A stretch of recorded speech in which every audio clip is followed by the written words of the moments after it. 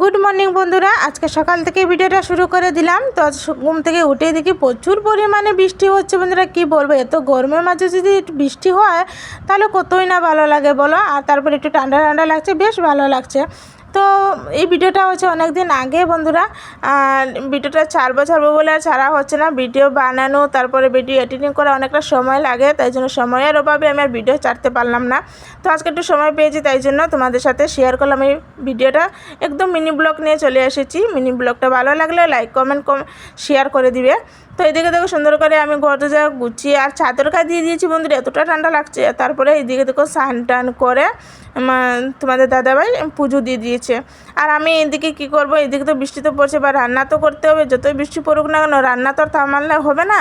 তো তাই জন্য চলে গেলাম রান্নাঘরে রান্না করব বলে।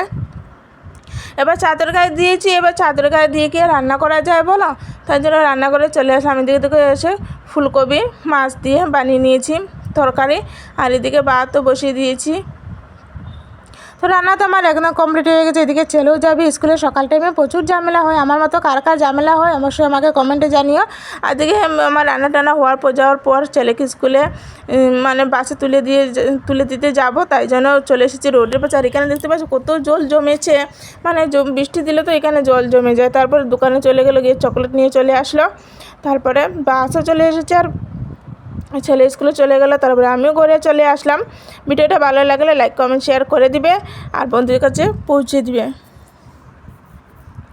তো তারপরে কি সন্ধ্যার দিকে চলে গেলাম মন্দিরে পুজো হচ্ছে। আমি দিদি আমাদের মানে 2 রুমের পরিবার চলে গেছি মন্দিরে। প্রতিদিন পুজো হয়। তো চলো ভিডিওটা শেষ করছি। সবাইকে ভালো থাকবে, সুস্থ থাকবে, টাটা।